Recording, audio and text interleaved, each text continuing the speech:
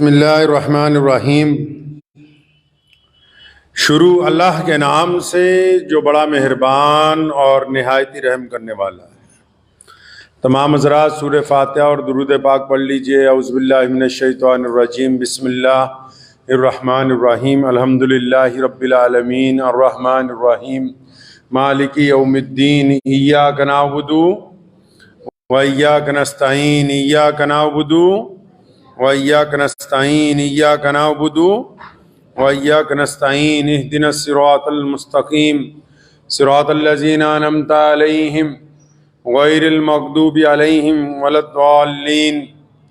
आमीन। दुरूशी पढ़िए। अल्लाहुम्मा सल्लि अला मुहम्मद व अला आलि मुहम्मद कमा सल्लैता अला इब्राहीम व अला आलि इब्राहीम इन्नका हमीदुम मजीद।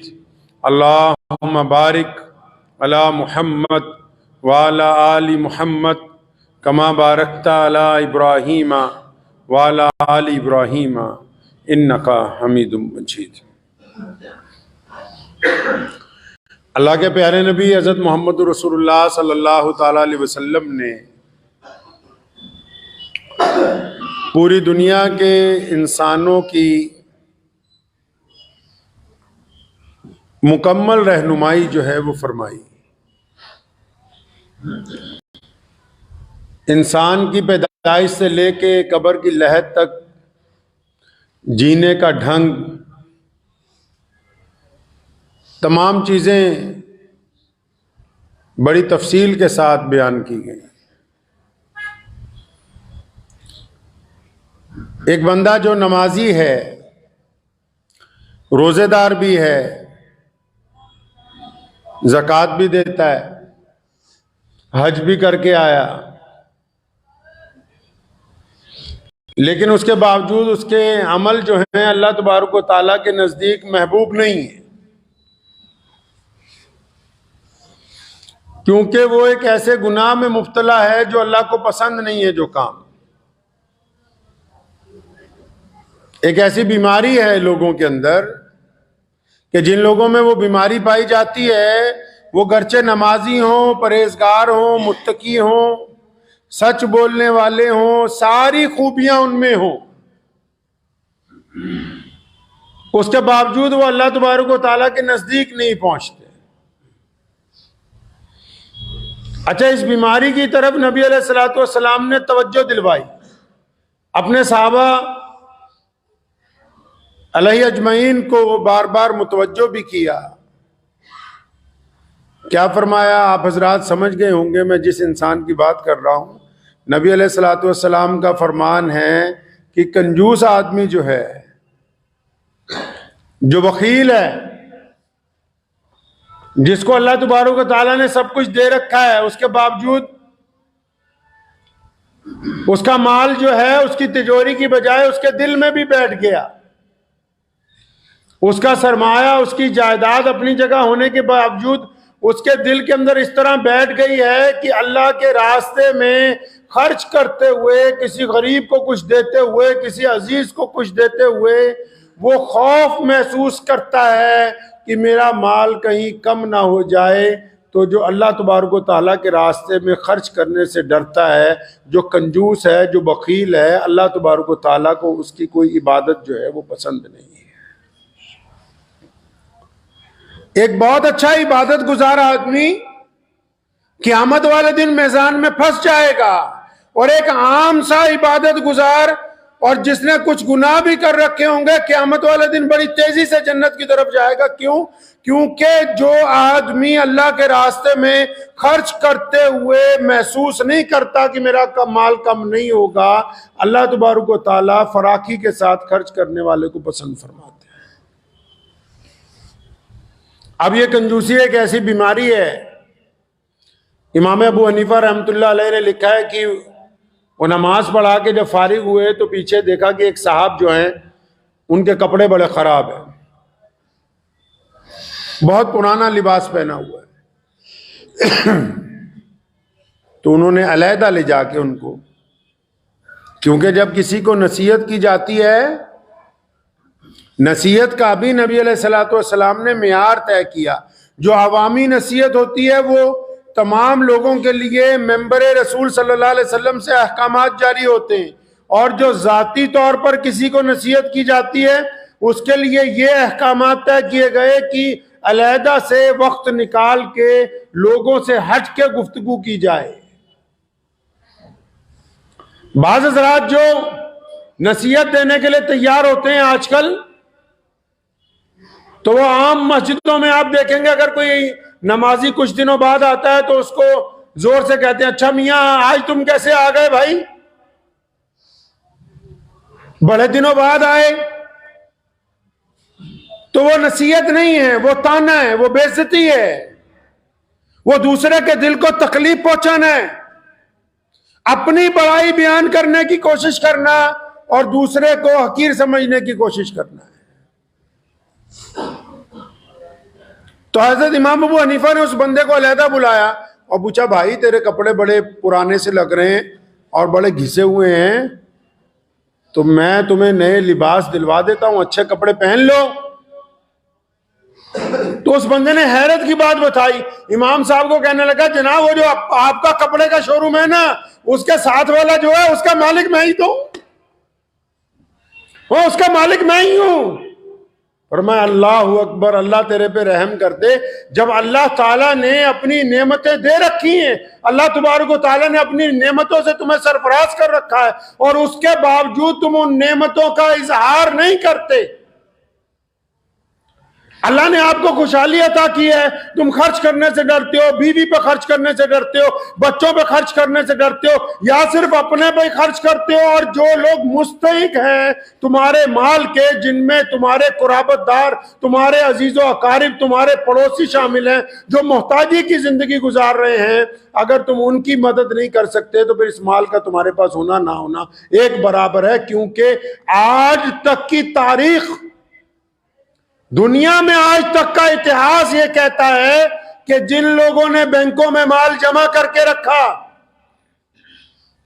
जिन्होंने बड़े बड़े महलों में तिजोरियां बना के माल छुपाया, जिन लोगों ने अपना सरमाया इकट्ठा किया और सारी जिंदगी खर्च नहीं किया, उनके मरने के बाद उनकी औलादों ने उस माल पर वो अय्याशियां की, वो बदमाशियां की कि मरने के बाद भी वो माल उसके लिए वबाले जान बन गया कि तेरा माल लेके अब पीछे तेरी औलाद जो है उससे गलत काम कर रही है, मरने के बाद भी वबाले जान बन गया माल।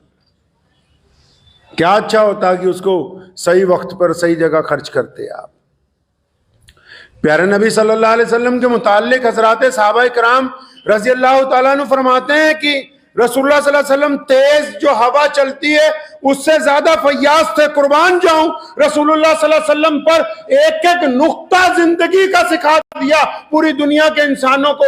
एक साहब आए, या रसूलुल्लाह कुछ दीजिए। सोने रसूल ने जब उनको कुछ दिया ना, तो आगे से उसने जरा कड़वी बात कह दी।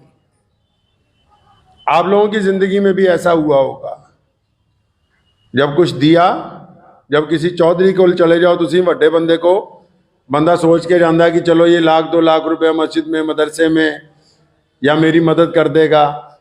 अब वो अगर थोड़ी सी चीज दे दे तो बंदा सोचता है, जनाब हम तो बड़ी उम्मीद लगा के आए थे, हम तो बड़ी उम्मीद से आए थे कि आप तो बहुत ज्यादा देंगे। अब आप क्या करते हैं? अगर कोई आदमी आपके पास इस उम्मीद से और अल्लाह ने आपको दे रखा है, आप उसको कुछ देते हैं ना, आगे से वो साहिल कहता है कि यार हमने तो बड़ी उम्मीद लगा रखी थी कि आप ज्यादा देंगे, तो हम लोग क्या करते हैं, अब अगर ये भी वापस दे, ये भी वापस कर, अपनी कमजोरी दिखाते हैं। रसूलुल्लाह सल्लल्लाहु अलैहि वसल्लम ने यह भी सिखा दिया।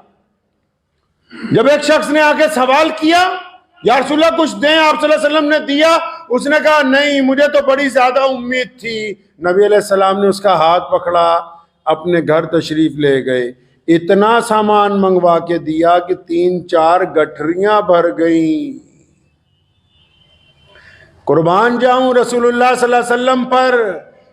तभी तो दुनिया के तमाम बड़े कायदीन ने कहा कि कायनात में अगर इंसानों की सोच तब्दील करने के लिए कोई जात आई है, कायनात में इंसानों की बिगड़ी हुई रविश को अगर किसी ने दुरुस्त किया है, कायनात में इंसानों में किसी ने अगर बराबरी पैदा की है, अगर बिगड़े हुए मिजाज को नरमी के अंदर किसी ने ढाला, अगर किसी ने बादशाही में फकीरी को इख्तियार किया, तो सिर्फ और सिर्फ मोहम्मदुर रसूलुल्लाह।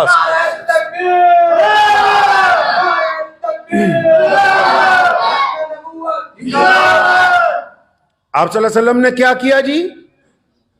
कोई और सरमायादार होता कहता ये भी वापस देते थे। इतना दिया कि वो जब बाहर आया सहाबा इकराम में, तो उसने कहा कि खुदा की कसम है सहाबा, ए मोहम्मद रसूलुल्लाह सल्लल्लाहु अलैहि वसल्लम की पैरवी करने वाले लोग हो, मैंने इतना ज्यादा करीम कभी किसी को नहीं पाया कि जिस पर अगर कोई एतराज भी कर दे तो उससे ज्यादा दे दे। तो क्या समझाया हुजूर सल्लल्लाहु अलैहि वसल्लम ने कि हम दूसरों की सोच को अपने कुव्वत अमल से तब्दील कर देते हैं।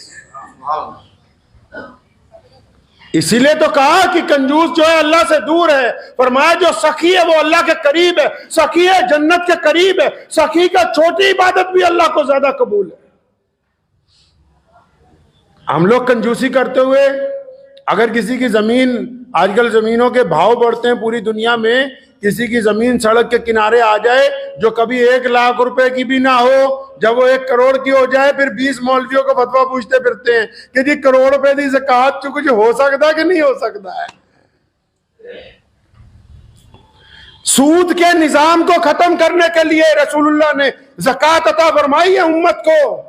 आप जाएं 1450 साल पहले की दुनिया को देखें, पूरी दुनिया में आज मुसलमानों की अक्सरियत सूद के निजाम से इसलिए बची हुई है क्योंकि पहले जो बंदा सूद लेता था वो नहीं चुका सकता था, उसका बेटा नहीं चुका सकता था, पोता नहीं चुका सकता था। होता यह था कि उसकी जायदाद, जिम्मेदार की जायदाद सूदखोर अपने पास ले जाते थे। मोहम्मद रसूलुल्लाह ने, अल्लाह ने सूद को हराम करार दिया और खूबसूरत निजाम दिया। फरमाया कि हमने ज़कात देनी है, 2.5% पैसा देना है, 1 करोड़ पर 2.5 लाख देना, 1 लाख पर 2500 देने, और देने किसको है? हुक्म होया जो करीब के लोग गरीब हैं, मुस्तहिक हैं, उनको देने हैं। ऐसी चोट मारी सूद के निजाम पर, ज़कात को लाके खड़ा कर दिया दरमियान में कि देने वाले का माल भी पाक हो गया और जिस तक पहुंचाया जा रहा है उसके घर के अंदर भी रिस्क पहुंच गया। ये पूरी दुनिया में जो यहूदी निजाम चल रहा है ना, ये सिर्फ सूद के बल पे चल रहा है।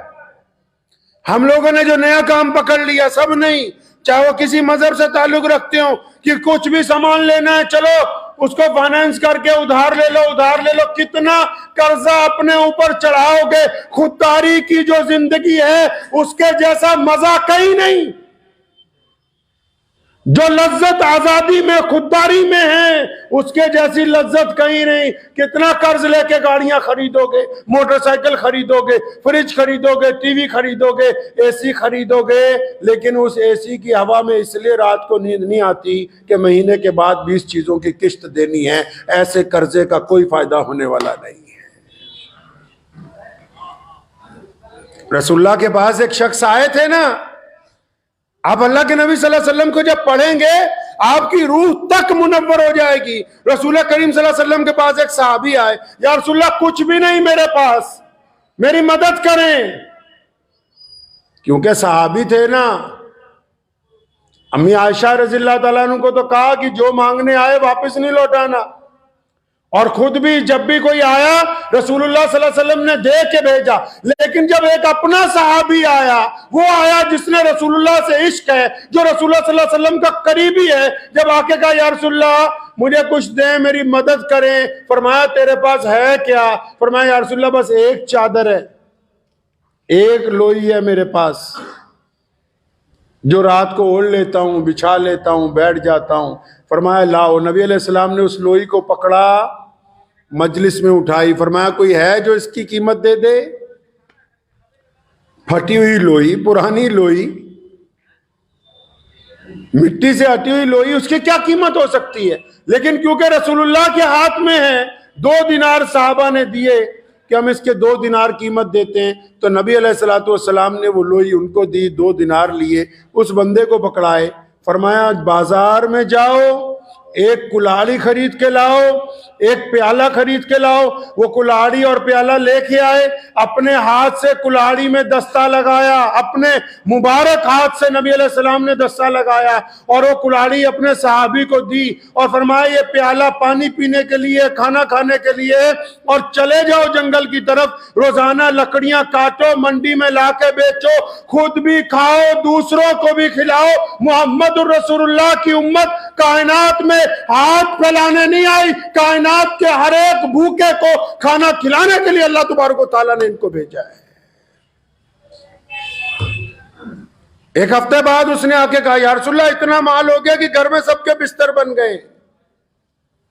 आज भी पूरी दुनिया में सबसे ज्यादा चैरिटी, सबसे ज्यादा एनजीओ मुसलमानों के पास है, क्योंकि अल्लाह के नबी सल्लल्लाहु अलैहि वसल्लम ने हमें यह तरबियत दे दी कि हम खुद भी खाते हैं, दूसरों को भी खिलाते हैं। और इसके दरमियान जो मुसलमान कंजूस हैं उनके लिए वईद कही गई, उनको तंबीह की गई, उनको खबरदार किया गया कि नमाज पढ़ते हो कंजूसी करते हो, नमाज पढ़ते हो गरीब को पैसे नहीं देते, नमाज पढ़ते हो घर वालों पे खर्च नहीं करते, कोई कबूल नहीं ऐसी नमाज जब तक तुम अपनी कंजूसी नहीं छोड़ देते। अगर कंजूसी से तौबा करोगे तो अल्लाह तबारक व तआला को पसंद आ जाओगे तुम। उस्मान रज़ियल्लाहु ताला, कंजूसी के साथ साथ ये भी बता दूं, कुछ लोगों की जो जरूरतें नहीं होती वो उस पर फजूल खर्ची करते हैं। रसूलुल्लाह ने फजूल खर्ची से भी मना किया, कंजूसी से भी मना किया। फरमाया दरमियाना रवि इख्तियार करनी, दरमियाना रवि इख्तियार करनी है।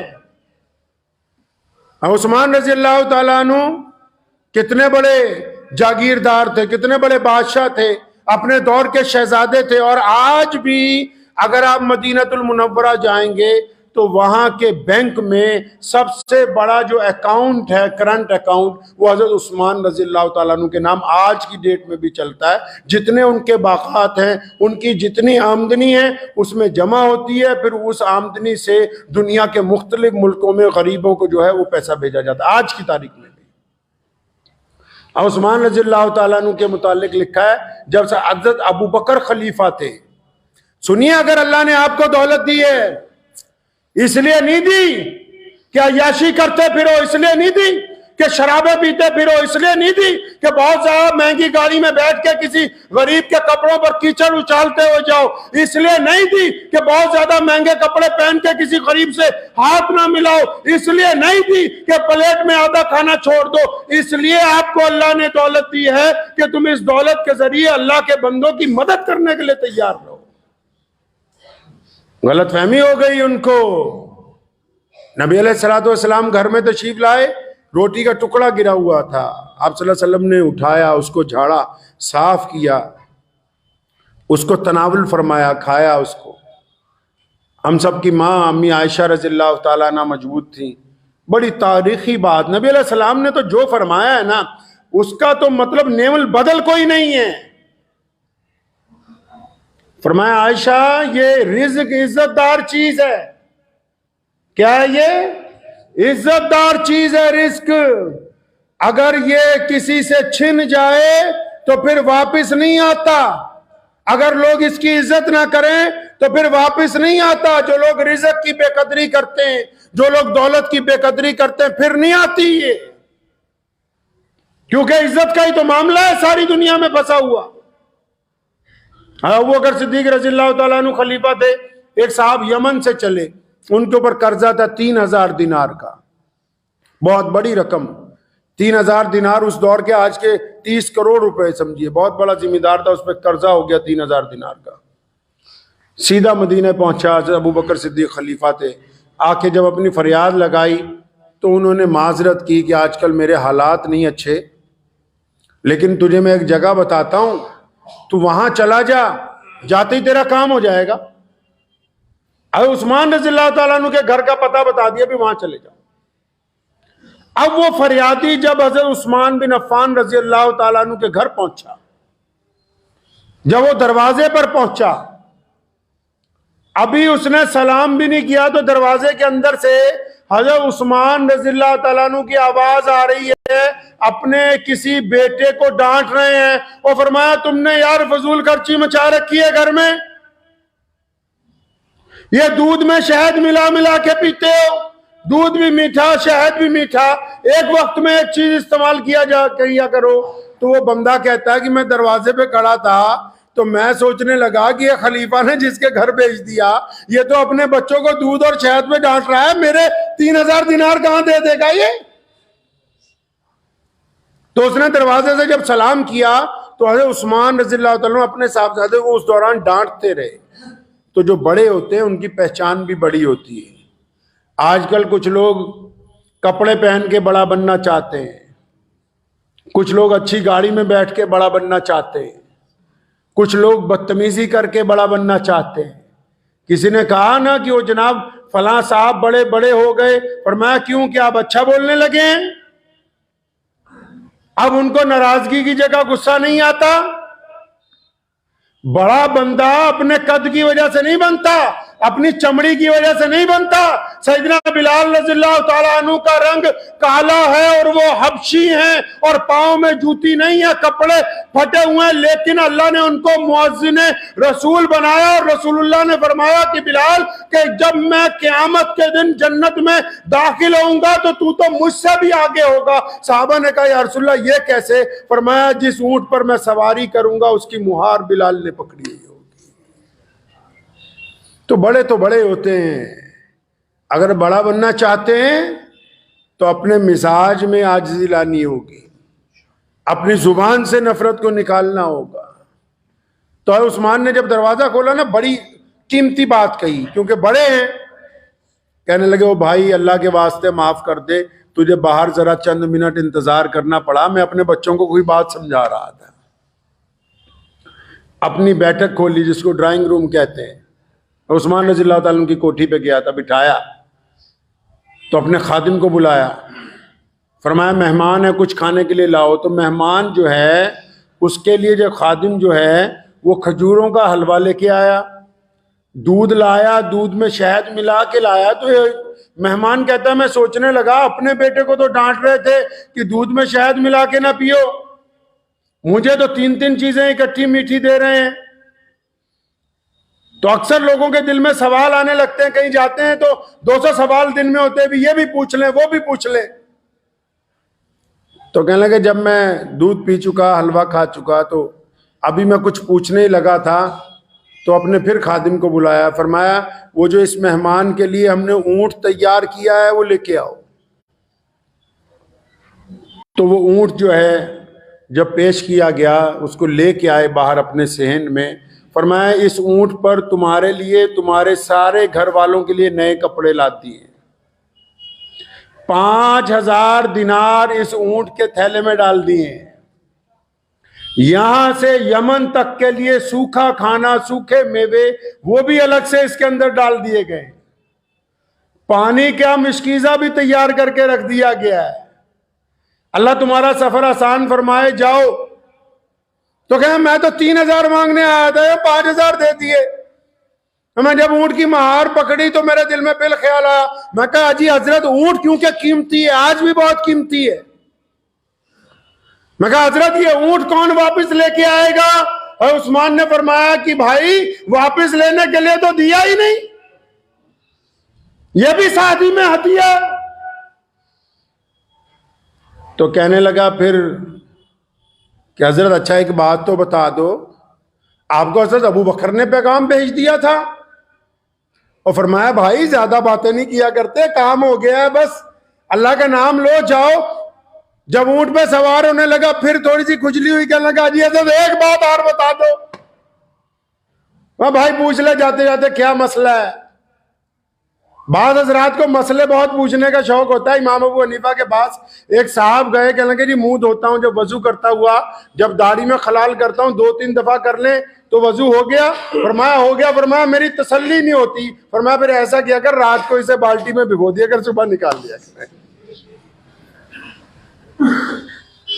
कई लोगों को आदत होती है कि नहीं मसले पे मसला ही पूछना है। वो कहता मैं फिर हजरत उस्मान के पास गया कि हजरत बस आपसे एक बात पूछनी थी। फरमाया अच्छा पूछ ले भाई, अब जाते जाते तू ये भी पूछ ले। कहने लगा मैं जब आया आप अपने साहबजादे को इस बात पर डांट रहे थे, आप इस बात पर नाराज हो रहे थे कि देखो दूध में शहद मिला के ना पिया करो, फजूल खर्ची ना किया करो।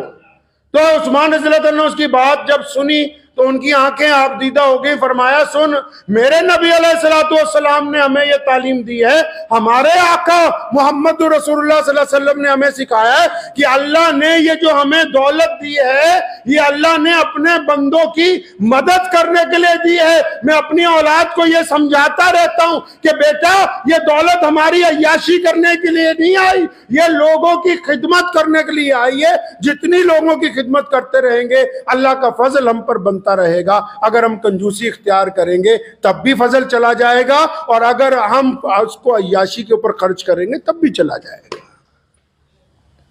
तो शुक्र मनाया करें इस बात का कि अल्लाह तबारक व तआला ने हमें मोहम्मद रसूलुल्लाह सल्लल्लाहु अलैहि वसल्लम की उम्मत में पैदा किया, जिन्होंने कदम कदम पे हमारी रहनुमाई की है।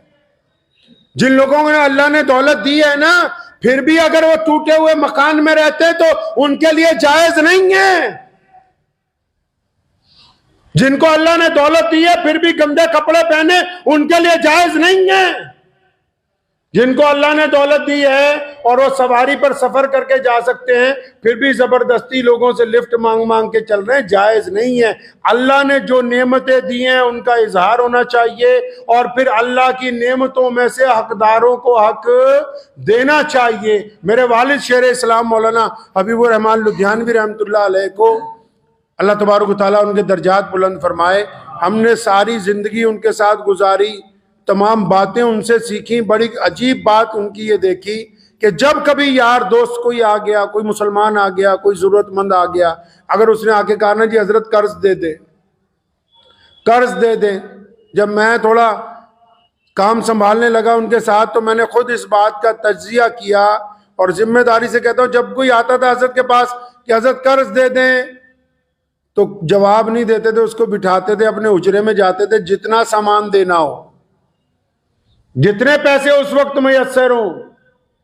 ये नहीं देखा भी अपना खाना खाली हो रहा है या नहीं, वो ला के उनकी जेब में डालने और फरमाना, बेटा भाई कर्ज तो मैं देता नहीं हूं, तेरी परेशानी में जितना मैं हिस्सा डाल सकता था वो डाल दिया, ताकि तुझे वापस देने की टेंशन ना हो, मुझे लेने की ना हो।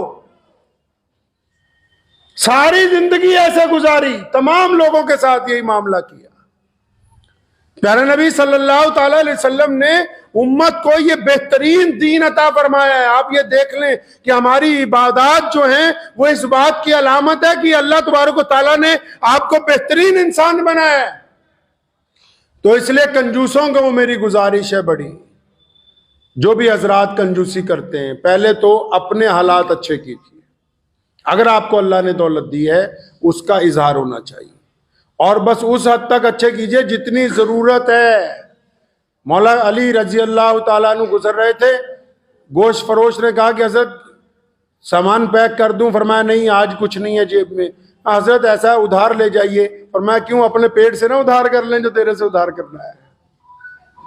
कर्जों में ना फंसे, ये कर्जे अच्छी चीज नहीं है, सूद अच्छी चीज नहीं है। अगर जितना गुजारा खुददारी के साथ हो सकता है, अल्लामा इकबाल रहमतुल्लाह अलैह का किस्सा मैं आप लोगों को बार बार सुनाया करता हूं। उनका बेटा इंग्लैंड में पढ़ता था, तो उसके पास पैसे खत्म हो गए, ये भी वहीं से पढ़ के आए थे, वहां वकालत भी करते रहे। तो बेटे ने अल्लामा इकबाल को चिट्ठी लिखी कि अब्बा जी पैसे खत्म हो गए, अभी महीना खत्म होने में 10 दिन है, आप अगर कहें तो फला बैरिस्टर जो आपका दोस्त है उसके पास जाके चंद पाउंड ले लूं, उससे कुछ पैसे उधार ले लिए जाएं, जब महीने बाद आएंगे तो दे देंगे। बेटे को खत के जवाब में खत नहीं लिखा, पूरी नज़म लिख के भेज दी। फरमाया खुद ही ना बेच, फकीरी में नाम पैदा कर। अपनी खुद ही नहीं बेच दिया करते बहुत जल्द।